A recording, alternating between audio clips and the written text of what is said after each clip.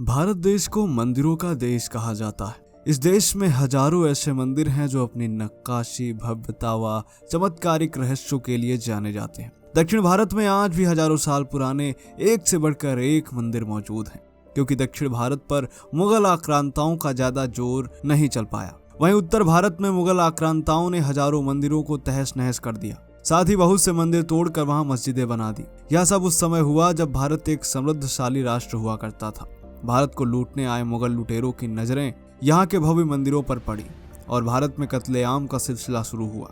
वो एक के बाद एक राज्य फतेह करते चले गए और रास्ते में आने वाले हजारों मंदिरों को तोड़ते गए। राम जन्मभूमि मामला तो अब सुलझ गया है, कैसे सुलझा यह भी हम सब जानते हैं। मुगल चले गए, अंग्रेज चले गए, भारत देश आजाद हो गया, फिर भी मुस्लिम तुष्टीकरण की राजनीति करने वाले नेता इतना गिर चुके हैं कि उन्हें गाली देना भी गाली का अपमान होगा। अरविंद केजरीवाल ने द कश्मीर फाइल्स को झूठी फिल्म कहा। यही नहीं, हर चीज फ्री बांटने वाला, हर समय फ्री की बात करने वाला फिल्म को टैक्स फ्री करने की बात पर भड़क गया। कह रहा है यूट्यूब पर डाल दो। क्या टीकालाल टपलू की हत्या, जज नीलकंठ गंजू की हत्या, गिरजा टिक्कू की हत्या, ये सब झूठ है? क्या कश्मीरी हिंदुओं का पलायन झूठ है? क्या कश्मीरी आतंकवाद झूठ है? नहीं, दरअसल बात यह है कि खुद को ईमानदार बताने वाला यह केजरीवाल सबसे बड़ा झूठा और मक्कार आदमी है। दिल्ली दंगों का मास्टरमाइंड ताहिर हुसैन इसी का विधायक था, सब जानते हैं। मैं अपने चैनल के माध्यम से केजरीवाल को एक फ्री की सलाह देना चाहता हूँ कि केजरीवाल, तुम अपने एड टीवी चैनलों को देने के बजाय यूट्यूब पर डाल दो, करोड़ों रुपए सरकार के बच जाएंगे। मित्रों, ऐसे ही नेताओं की वजह से हिंदुओं को न्याय नहीं मिल पा रहा है। आज भारत में हजारों ऐसे मंदिर हैं जिन पर मस्जिदें बनी हुई हैं। आज हम इस वीडियो में उन्हीं में से दो प्रमुख मंदिरों के विषय में बताने वाले हैं जो मस्जिद का रूप लिए हुए हैं और न्याय की मांग कर रहे हैं। स्वागत है आप सभी का द साइंटिफिक हिंदू पर और मैं हूं आपके साथ आपका दोस्त धीरेन्द्र। आते हैं पहले नंबर पर, जो कि है अटाला माता मंदिर।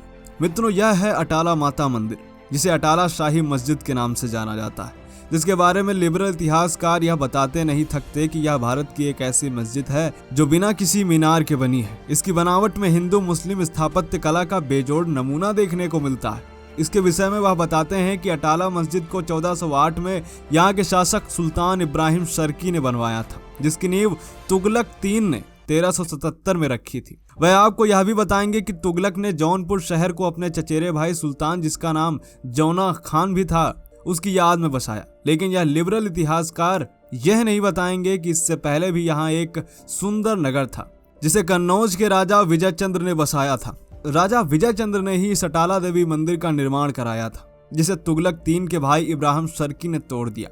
मंदिर के स्तंभों पर अनेक तिथियां लिखी हुई हैं, जो इस बात का साक्ष्य है कि मंदिर तोड़कर ही मस्जिद बनाई गई है। इसका सबसे बड़ा सबूत तो यह है कि यह मस्जिद बिना किसी मीनार के है और दूर से देखने पर मंदिर ही नजर आता है। मस्जिद के तीनों ओर बनी मेहराबदार छतें और उनके बीच में स्थित 174 वर्ग फीट का अहाता मंदिर का ही था। यहाँ एक विशाल मंदिर था, लेकिन विध्वंस का काम इतनी पूर्णता से किया गया है कि पूर्व काल का अवशेष अब मौजूद नहीं है। आप यदि यहाँ जाते हैं तो आप खुद यह समझ पाएंगे कि यह मंदिर है या मस्जिद। आते हैं दूसरे नंबर पर, और वह है आदिनाथ मंदिर। मित्रों, स्क्रीन पर दिख रही यह विशाल इमारत आदिनाथ मंदिर है, जिसे अदीना मस्जिद कहा जाता है। यह मस्जिद पश्चिम बंगाल के मालदा जिले में स्थित है। इतिहासकार बताते हैं कि अदीना मस्जिद सिकंदर शाह ने 1358 में एक भव्य प्राचीन मंदिर को जबरदस्ती तोड़कर बनवाई थी। यह आदिनाथ मंदिर भगवान शिव तथा भगवान विष्णु को समर्पित था, जिसमें आज भी मंदिर के प्रमाण मौजूद हैं। इसकी दीवारों का निचला 10 फुट का हिस्सा स्लेटी रंग के पत्थरों से बना है, जबकि 10 फीट के ऊपर की दीवारें लाल पत्थर से बनी हुई हैं।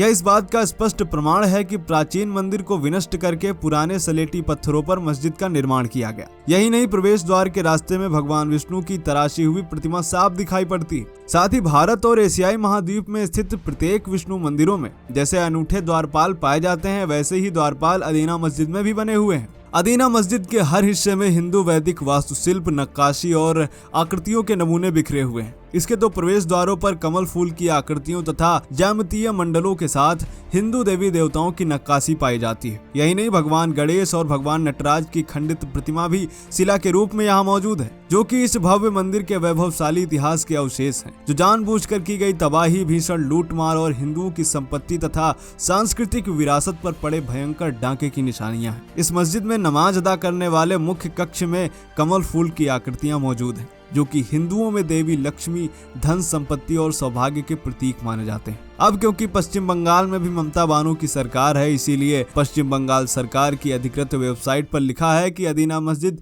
सन 1396 में सुल्तान सिकंदर शाह द्वारा बनवाई गई। यह भारत की विशालतम मस्जिदों में से एक है, जो उस काल की सबसे उन्नत मस्जिद वास्तुकला का प्रतिनिधित्व करती है। टीवी इंटरव्यूज में मौलानाओं को आप ये अक्सर कहते हुए सुनेंगे कि इस्लाम में मंदिर तोड़कर मस्जिद बनाना हराम है, तो क्या वो एक हराम मस्जिद में नमाज पढ़ना पसंद करते हैं? देश में आपसी भाईचारे, गंगा जमुनी तहजीब की बात होती है, तो क्या मंदिर तोड़कर मस्जिद में नमाज पढ़ना गंगा जमुनी तहजीब का ही उदाहरण है या मुस्लिम आक्रांताओं के गुणगान का? क्या मुस्लिमों को स्वेच्छा से इन स्थानों को इनके असली हकदार को नहीं दे देना चाहिए? कहने का अर्थ यह है कि साक्ष्य आपके सामने है। हमारे हजारों मंदिरों को बर्बरता पूर्वक तोड़ा गया, हमारे देवी देवताओं की मूर्तियों को क्षत विक्षत किया गया, ऊपर से हमको ही धमकी भी दी जाती है कि आपके बनाए राम मंदिर को उनका शासन आने पर तोड़ दिया जाएगा, फिर चाहे उसमें 10 साल लगे या 1000 साल। सच तो यह है कि मध्यकाल की भारत की हर मस्जिद और उसके नीचे दबा मलबा बहुत कुछ कहता है, और जब हम इस सच्चाई को खुलकर कहते हैं तो बेशर्म सेकुलर तबका हमको सांप्रदायिक बताता है। अब समय है कि क्रूर आक्रमणकारियों द्वारा इतिहास में किए गए कुकृत्यों को साफ करके मुसलमानों को उन मस्जिदों पर अपना दावा छोड़कर भाईचारे का उदाहरण पेश करना चाहिए। नहीं तो मंदिर के ऊपर बनी मस्जिदों की मौजूदगी के बाद भी इस देश में धर्म निरपेक्षता, आपसी भाईचारे और गंगा जमुनी तहजीब की बात करना एक भद्दा मजाक है। आपका इस वीडियो के विषय में क्या सोचना है, कमेंट करके बताएं। मिलते हैं आपसे अगले वीडियो में, तब तक के लिए जय हिंद, जय भारत, वंदे मातरम।